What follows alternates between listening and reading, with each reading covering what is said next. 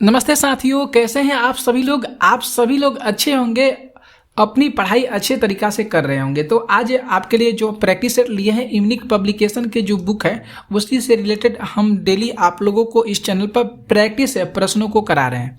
तो आज की हम लोग देखेंगे प्रैक्टिस सेट 8 नंबर की है और डेली जो आप लोगों को वीडियो इस चैनल पर मिल रही है उसमें हम लोग 50 प्रश्न डेली हम लोग कर रहे हैं। बहुत इंपॉर्टेंट प्रश्न है आपके लिए एग्जाम के लिए। तो आप लोग इस वीडियो को पूरा देखने का जरूर प्रयास कीजिएगा, प्रयत्न कीजिएगा। और आप लोग से निवेदन है कि आप लोग इस वीडियो को जितना हो सके आप लोग अपने दोस्त मित्र भाई बहन के पास भी शेयर जरूर कर दीजिएगा, ठीक है। क्योंकि मैं आपके लिए इतना मेहनत करते हैं और बहुत सारे बुकों का निचोड़ जो प्रश्न होते हैं उसको इस चैनल पर लाते हैं। तो आप लोग इस बार बिहार एसएससी में अपना सपना साकार कीजिए, ठीक है। तो आइए चलते हैं प्रश्न पहला। यहाँ पे देख लीजिए, जो पहला प्रश्न कह रहा है कि डीसी जनित्र में फील्ड पोल्स की न्यूनतम संख्या कितनी होती है। जो डीसी जनित्र होते हैं दो तरह के होते हैं, एक एसी होते हैं और एक डीसी होते हैं, ठीक है।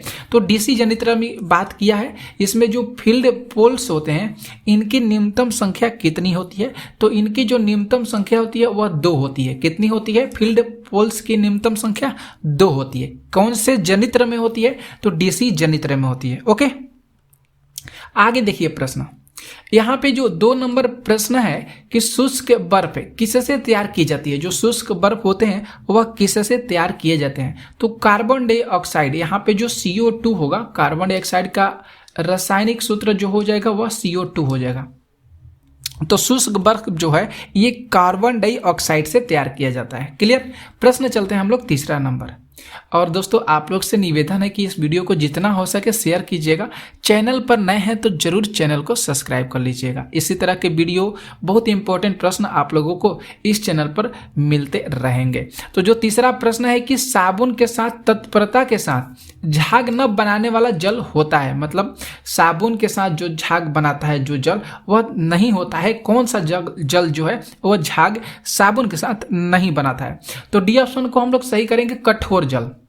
यहाँ पे देख सकते हैं जो डी ऑप्शन है ये सही होता है, क्योंकि कठोर जल में कैल्शियम बाइकार्बोनेट के घुले रहने के कारण जो है साबुन के जल में झाग नहीं बनते। कौन सा जो है यहाँ पे तत्व घुला रहता है? तो कैल्शियम बाइकार्बोनेट याद कीजिएगा। ओके, प्रश्न चलते हैं हम लोग 4 नंबर पे। यहाँ पे जो 4 नंबर प्रश्न है कि किसी मानव आंख के रेटिना पर बना प्रतिबिंब होता है। मानव आंख के रेटिना पर बना प्रतिबिंब होता है, मतलब सीधा सीधी बात करा है कि मानव के आंख पर, मानव की जो आंख है रेटिना है उस पर कौन सा प्रतिबिंब बनता है।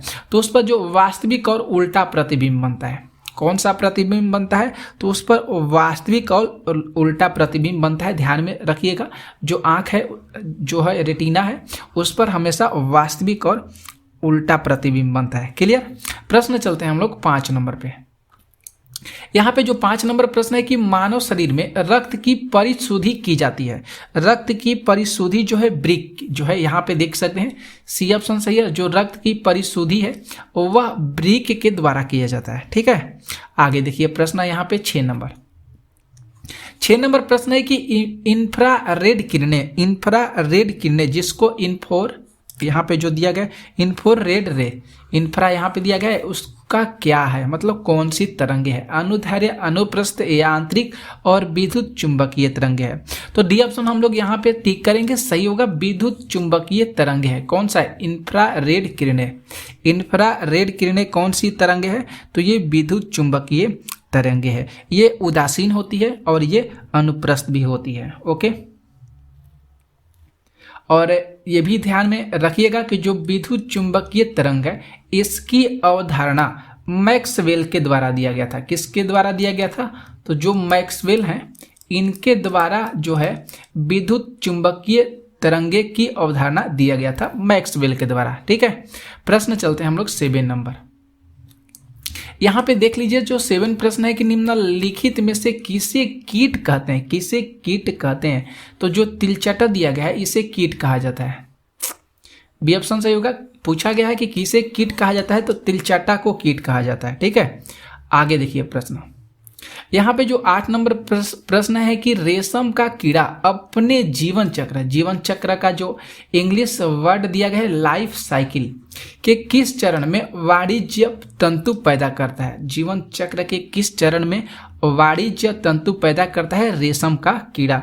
तो रेशम का जो कीड़ा है प्यूपा, यहाँ पे सही कीजिएगा, प्यूपा सही होगा क्योंकि ठीक है प्यूपा से रेशम के तंतु प्राप्त होते हैं, प्यूपा से रेशम के तंतु प्राप्त होते हैं। ओके, आगे चलते हैं। प्रश्न देखिए 9, अच्छा सा प्रश्न आ गया 9। यहाँ पे देख लीजिए प्रश्न जो संख्या 9 है, ICT किसका संक्षिप्त रूप है, मतलब ICT का फुल फॉर्म क्या है।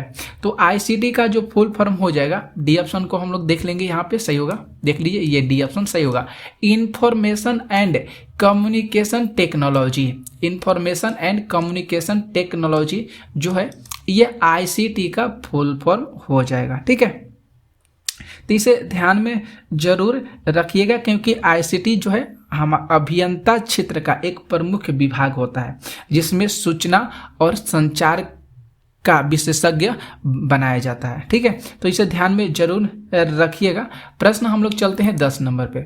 10 नंबर ध्यान से देखिएगा, प्रश्न है कि कंपाइलर क्या होता है। कंपाइलर ये क्या है, तो कंपाइलर जो है एक प्रकार का सॉफ्टवेयर है। यहाँ पे देखेंगे बी ऑप्शन में दिया गया है, कंपाइलर जो है एक प्रकार का सॉफ्टवेयर है। ठीक है, और इसे ध्यान में जरूर रखिएगा। कंप्यूटर में ये सारे चीज होते हैं सॉफ्टवेयर, और कंप्यूटर 3 प्रकार के होते हैं। एक डिजिटल कंप्यूटर होते हैं पहला, दूसरा जो होते हैं एनालॉग कंप्यूटर होते हैं, और तीसरा हाइब्रिड कंप्यूटर होते हैं।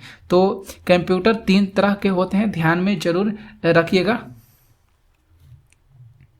आगे देखिए प्रश्न 11 नंबर जो प्रश्न है, अच्छा सा है ये प्रश्न है, जबड़ा नदी, ये ध्यान रखिएगा, माफ कीजिएगा, जबड़ा बंदी है जिसको लॉक जा कहा जाता है, इस किस रोग का कारक है। अच्छा सा प्रश्न है, बहुत इंपॉर्टेंट सा प्रश्न है, जबड़ा बंदी।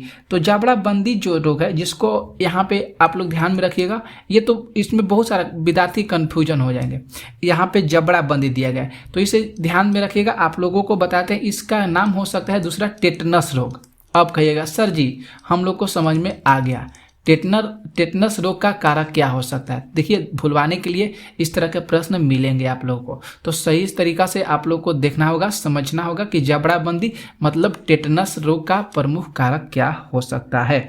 तो टेटनस रोग का जो प्रमुख कारक हो सकता है वह क्लोस्ट्रीडियम टिटिना। यहाँ पे जो बी ऑप्शन दिया गया है ये सही होगा, क्लोस्ट्रीडियम टिटिना, ये ऑप्शन सही है क्योंकि जबड़ाबंदी या टेटनस रोग का जो प्रमुख कारण है यहाँ पे देख सकते हैं क्लोस्ट्रीडियम टिटिना। ठीक है, क्लोस्ट्रीडियम टिटिना। इस रोग से मिट्टी की बैक्टीरिया जख्म में जो होती है, जख्म जो घाव कट जाते हैं वहां पे प्रवेश कर जाती है, तो वहीं टेटनस रोग होता है, क्लोस्ट्रीडियम टिटिना। ठीक है, इसे ध्यान में रखिएगा। आगे देखिए प्रश्न 12 प्रश्न है कि किस रोग की संभावना होने पर बिडाल जांच की जाती है। बिडाल जांच एगो आ गया, तो कौन सा रोग होता है, जो टाइफाइड रोग हो जाता है, तो इस रोग की जो संभावना होती है तो वहां पे बिडाल जांच किया जाता है डॉक्टर के द्वारा। प्रश्न चलते हैं 13। यहाँ पे जो 13 नंबर प्रश्न देख सकते हैं कि जो टाइफाइड है और हैजा है, 2 तरह की बीमारी यहाँ पे दिया गया है, ये किस प्रकार के उदाहरण है, कैसे होते हैं, ये हम लोग को देखना है। तो सी ऑप्शन सही है, जल जनित रोगे हैं। ये जो रोगे हैं टाइफाइड और हैजा, ये जल जनित रोगे हैं, इसे ध्यान में जरूर रखिएगा। ठीक है, आगे चलते हैं प्रश्न 14। यहाँ पे देख सकते हैं जो 14 प्रश्न है कि प्रकाश वर्ष होता है, तो प्रकाश वर्ष होता है, ये ऑप्शन सही होगा, प्रकाश द्वारा एक वर्ष में तय की गई दूरी को प्रकाश वर्ष कहता है। प्रकाश द्वारा एक वर्ष में तय की गई दूरी को प्रकाश वर्ष कहा जाता है। ठीक है, आगे देखिए प्रश्न 15 जो प्रश्न है कि वेल्डिंग, जो वेल्डिंग होता है उसके लिए तप्त ज्वाला निकालने के लिए किस गैस का उपयोग किया जाता है। तो वेल्डिंग करने के लिए जो है एसीटिलीन गैस का उपयोग किया जाता है। ए ऑप्शन देख सकते हैं, ए ऑप्शन यहाँ पे सही हो रहा है। किस गैस का इस्तेमाल किया जाता है वेल्डिंग करने के लिए, तो एसीटिलीन गैस का किया जाता है। 16 देखिए प्रश्न, 16 प्रश्न है कि चांद की सतह से यदि एक चट्टान लाया जाता है, एक चट्टान लिया जाता है, तो तो उसके द्रव्यमान क्या देखने को मिलेंगे, तो उसका भार तो बदल जाएगा लेकिन द्रव्यमान सेम टू सेम रहेगा, उसके द्रव्यमान में कोई भी अंतर नहीं देखने को मिलेगा। तो बी ऑप्शन हम लोग यहाँ पे सही करेंगे कि इसका भार बदल जाता है लेकिन द्रव्यमान जो होगा वह कभी नहीं बदलता है। ठीक है, आगे चलिए प्रश्न 17। अच्छा सा प्रश्न आ गया। 17 प्रश्न है कि कोयले का उच्चतम कार्बन युक्त प्रकार कौन सा है। कोयले का उच्चतम कार्बन युक्त प्रकार, तो यहाँ पे बिटुमिनस होता है ना, बिटुमिनस होता है, माफ कीजिएगा ये यहाँ पे गलत लिखा गया है,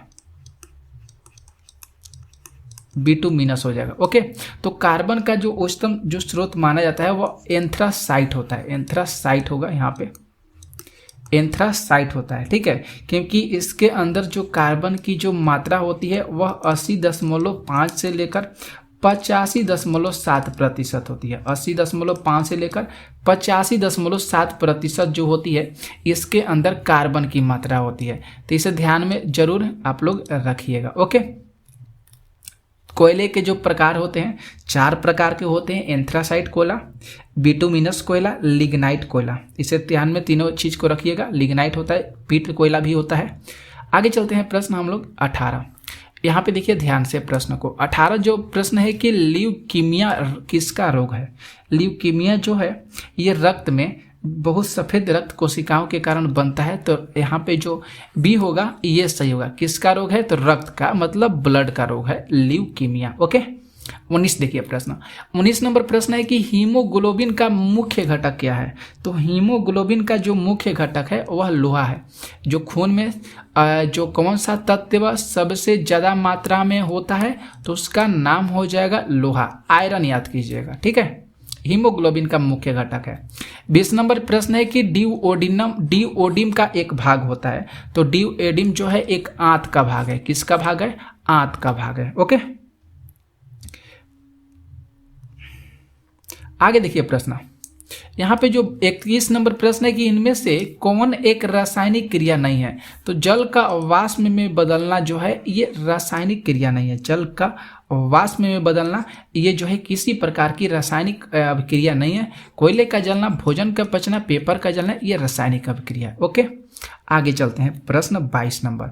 22 नंबर प्रश्न देखिए कह रहा है कि इनमें से भारत की सतह से हवा में मार करने वाली मिसाइल कौन सी है। तो कल आप लोगों को इसके बारे में बताए थे, कल की वीडियो आप लोग अच्छे तरीका से देखे होंगे तो जरूर आप लोगों को इसके बारे में पता हो गया होगा कि भारत में जो है भारत की सतह से हवा में मार करने वाली मिसाइल जो है उसका नाम त्रिशूल हो जाएगा, उसका नाम त्रिशूल हो जाएगा। तो जो अगिन है यहाँ पे ध्यान रखिएगा, आप लोगों को बता देते हैं। जो अग्नि से जो पृथ्वी होता है यह सतह से सतह होता है, ये सतह से सतह होता है, इस याद कीजिएगा। जो यहाँ पे त्रिशूल जो है ये भी सतह से हवा होता है, सतह से सतह अग्नि से पृथ्वी। त्रिशूल जो हो जाएगा ये सतह से हवा होता है। नाग जो हो जाएगा ये टैंक के प्रतिरोधी मिसाइल है, इसे ध्यान में रखिएगा। ठीक है, तो ये चीज़ बहुत इंपॉर्टेंट आप लोगों को हम प्रश्न इस चैनल पर करा रहे हैं, तो इसे ध्यान में रखिएगा, बहुत इंपॉर्टेंट प्रश्न है। और आप लोग से निवेदन है हाथ जोड़कर कि आप लोग इस वीडियो को जितना हो सके आप लोगों के पास जो भी ग्रुप होंगे उसमें आप लोग जरूर शेयर कर दीजिएगा दोस्तों। ठीक है, तो आइए हम लोग चलते हैं अगले नंबर प्रश्न पर। देखिए 23 नंबर प्रश्नों को ध्यान से देखिएगा। यहाँ पे जो 23 नंबर प्रश्न करे कि एक बाईसाइकिल खुरदरे धरातल पर चलने पर उसका वेग क्या होता है। एक बाईसाइकिल की बात किया है। ठीक है, एक बाईसाइकिल खुरदरे धरातल पर चलने पर उसका वेग क्या होता है, तो उसका वेग घट जाता है। उसका वेग क्या होता है, तो उसका वेग घट जाता है। प्रश्न चलते हैं हम लोग 24 नंबर देखिए। 24 नंबर प्रश्न है कि जंतु कोशिका से पादप कोशिका किसकी उपस्थिति के कारण अलग की जा सकती है। तो किसकी उपस्थिति के कारण, तो कोशिका जो भित्ति होती है ये अगर ये उपस्थिति है तो इसके कारण उसको अलग किया जा सकता है। ठीक है, आगे देखिए प्रश्न 25 नंबर प्रश्न है कि रेशम कोकून को प्राप्त करने के लिए रेशम कीड़े की परवरिश का विज्ञान क्या कहा जाता है। जो परवरिश के जो विज्ञान होते हैं रेशम कोकून के लिए उसे सेरीकल्चर के नाम से जाना जाता है। उसे किस नाम से जाना जाता है, तो उसे सेरीकल्चर के नाम से जाना जाता है। जो रेशम का कीड़े की परवरिश के विज्ञान को सेरीकल्चर कहा जाता है। आगे देखिए प्रश्न 26 प्रश्न है कि नित्य गरबा किस राज्य से जुड़ा हुआ है। बहुत अच्छा सा प्रश्न है। जो नित्य गरबा है ये गुजरात राज्य से जुड़ा हुआ है। किस राज्य से? तो गुजरात राज्य से जुड़ा हुआ है।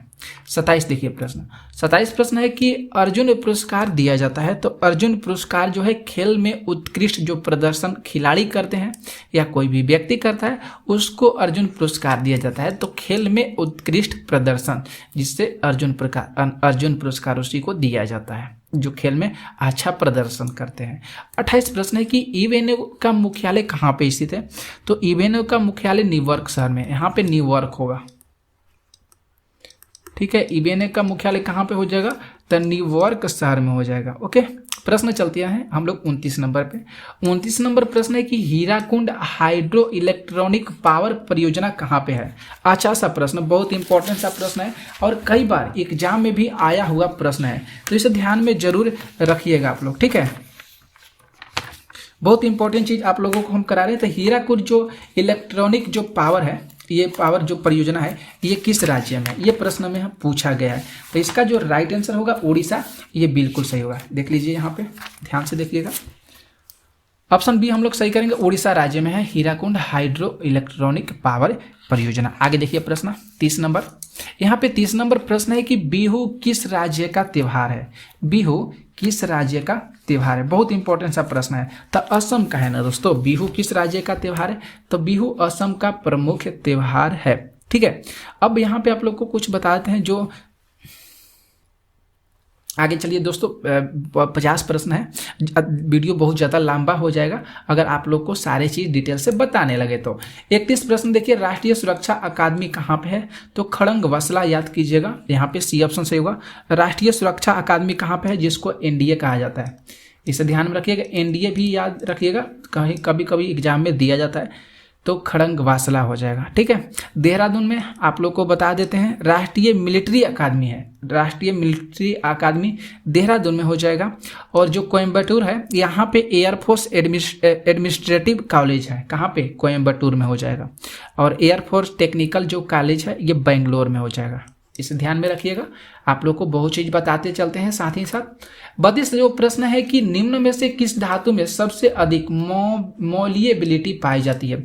जो मॉलिएबिलिटी जो पाई जाती है वह सबसे ज्यादा सोना में पाया जाता है। किसमें? तो सोना में पाया जाता है। ओके, 33 देखिए प्रश्न कह रहा है कि निम्न में से किस साधन द्वारा बहु उत्पादन करते समय टूल को गाइड किया जाता है। तो यहाँ पे सही करेंगे जिग, बी ऑप्शन सही होगा। जिग वह साधन है जिसमें बहु उत्पादन करते समय टूल को गाइड किया जाता है हमेशा। ठीक है, 34 देखिए प्रश्न कह रहा है कि मानव अधिकार दिवस कब मनाया जाता है। तो मानव अधिकार दिवस 10 दिसंबर को मनाया जाता है। बी ऑप्शन सही होगा। कब मनाया जाता है? तो 10 दिसंबर को मानव अधिकार दिवस मनाया जाता है। 3 दिसंबर को अंतर्राष्ट्रीय विकलांगता दिवस मनाया जाता है। 3 दिसंबर को अंतर्राष्ट्रीय विकलांगता दिवस मनाया जाता है। ठीक है, आगे देखिए प्रश्न 35 नंबर प्रश्न है कि संतोष ट्रॉफी का संबंध किससे है। तो संतोष ट्रॉफी फुटबॉल से रिलेटेड हो जाएगा। सी ऑप्शन सही होगा। संतोष ट्रॉफी फुटबॉल से रिलेटेड हो जाएगा। और ये भी ध्यान में रखिएगा, जो फुटबॉल खेल है ये किस किस देश का राष्ट्रीय खेल माना जाता है। तो रूस याद कीजिएगा, फ्रांस याद कीजिएगा, ब्राजील याद कीजिएगा। यहाँ का राष्ट्रीय खेल ही फुटबॉल है। ओके, 36 देखिए प्रश्न कर रहा है कि किस प्रकार की गाड़ियों में डिस्क ब्रेक का प्रयोग किया जाता है। डिस्क ब्रेक का प्रयोग किया जाता है किस गाड़ी में? तो जो आधुनिक कारें होती है उसमें डिस्क ब्रेक लगता है। ठीक है, आगे देखिए प्रश्न 37 नंबर जो प्रश्न है यहाँ पे कि विद्युत धारा एक कौन सी राशि है। तो अदिश राशि है। विद्युत धारा कौन सी राशि है? तो विद्युत धारा एक अदिश राशि है। प्रश्न चलते हैं हम लोग आगे। 38 नंबर प्रश्न है कि डीसी मोटर का यह घूमने वाला भाग है। तो यह आर्मेचर हो जाएगा। आर्मेचर जो है डीसी मोटर में लगे होते हैं, वह घूमते हैं, घूमने वाला भाग उसको बोला जाता है। आगे देखिए प्रश्न 39 करे कि शब्द ब्रेस्ट स्ट्रोक के साथ जुड़ा हुआ है। तो तैराकी है। जो ब्रेस्ट स्ट्रोक जो ये शब्द है ये तैराकी के साथ जुड़ा हुआ है। किसके साथ? तैराकी के साथ जुड़ा हुआ है। आगे देखिए प्रश्न 40 करे कि बॉल पॉइंट पेन का आविष्कार किसने किया था। तो जो बॉल पॉइंट है इसका आविष्कार लाजोलो बीरो के द्वारा किया गया था। लाजोलो बीरो के द्वारा बॉल पॉइंट पेन का आविष्कार किया गया था। प्रश्न चलते हैं 40 नंबर। 40 नंबर प्रश्न है कि फोर्ट विलियम कहाँ पे स्थित है, तो ये आप लोग को पता है कोलकाता में फोर्ट विलियम कॉलेज स्थित है। आगे देखिए प्रश्न 41 नंबर प्रश्न है कि National Institute of Aeronautical Engineering संस्थित कहाँ पे है। अभी जस्ट आप लोग को बताएं देहरादून में, अभी जस्ट पहले ही बताएं national Institute of aeronautics engineer जो कॉलेज है ये देहरादून में स्थित है। आगे देखिए प्रश्न, अगला प्रश्न है 42 नंबर की इन्वर्टर का उपयोग कन्वर्ट करने के लिए किया जाता है। तो जो इन्वर्टर का उपयोग है वो कन्वर्ट करने के लिए डीसी से एसी में किया जाता है। किसमें, तो डीसी से एसी में इन्वर्टर का उपयोग किया जाता है। ठीक है, इसे ध्यान में रखिएगा, डीसी से एसी। बी ऑप्शन यहाँ पे जो होगा ये राइट होगा। ओके, आगे देखिए प्रश्न 43 नंबर। 43 नंबर यहाँ पे जो प्रश्न कर रहा है कि पुलित्जर पुरस्कार निम्न में से किस एक के साथ जुड़ा हुआ, किसके साथ पुलित्जर पुरस्कार जो है ये जुड़ा हुआ है। अच्छा सा प्रश्न है। तो ये पत्रकारिता यहाँ पे देखेंगे, सी ऑप्शन सही होगा। किससे जुड़ा हुआ है, तो पत्रकारिता से जुड़ा हुआ है। आगे देखिए प्रश्न 44 नंबर जो प्रश्न है कि बंदरगाह क्षेत्र में सार्वजनिक निजी भागीदारी जिसको पीपीपी कहा जाता है, ये परियोजना में कुल कितने प्रतिशत प्रत्यक्ष विदेशी निवेश की अनुमति है।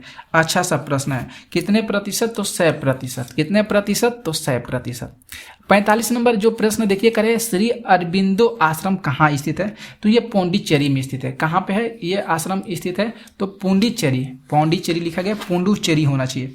ये कहाँ पे है, पौंडीचेरी में स्थित है। ओके, आगे चलते हैं प्रश्न 46 नंबर। 46 नंबर जो प्रश्न करे कि टेप रिकॉर्डर को निम्नलिखित में से किस चीज के समीप नहीं रखना चाहिए। तो जो टेप रिकॉर्डर होते हैं वह चुंबक के समीप उसको नहीं रखना चाहिए। ठीक है, आगे देखिए प्रश्न 47 नंबर प्रश्न करे कि आती हुई कार की चाल को मापने के लिए एक पुलिस अधिकारी उस पर निम्नलिखित क्या चमकाता है, निम्नलिखित में से उस पर क्या चमकाता है। अच्छा सा प्रश्न है। तो यहाँ पे सही देखेंगे तो सूक्ष्म तरंगे को चमकाता है। कौन सा तरंग, सूक्ष्म तरंगे। 48 प्रश्न है कि किसी बत्ती में तेल बढ़ने या चढ़ने का कारण क्या होता है। तो जो तेल का पृष्ठ तनाव होता है उसी के कारण जो है बत्ती का तेल ऊपर चढ़ता है। ठीक है, 49 देखिए प्रश्न 49 प्रश्न है कि रात में तारे चमकते हैं। तो रात में तारे जो हैं अनेक अपवर्तन के कारण, मतलब प्रकाश के अपवर्तन के कारण रात में तारे चमकते हैं। और लास्ट प्रश्न देख सकते हैं जो 50 नंबर है, अति चालक वह चालक है जिसमें डैश से शून्य होता है। उसमें कौन सा यहाँ पे देखेंगे तो शून्य होता है। जो प्रतिरोध होता है ये शून्य होता है। प्रतिरोध क्या होता है, शून्य होता है। तो 50 प्रश्न किए। कैसा लगा वीडियो आप लोगों को, आज भी आप लोग कमेंट करके बताइएगा। जितना हो सके आप लोग शेयर भी जरूर कर दीजिएगा। ठीक है, तो मिलते हैं नेक्स्ट वीडियो में ऐसे ही महत्वपूर्ण प्रश्नों के साथ। तब तक के लिए जय हिंद, जय भारत।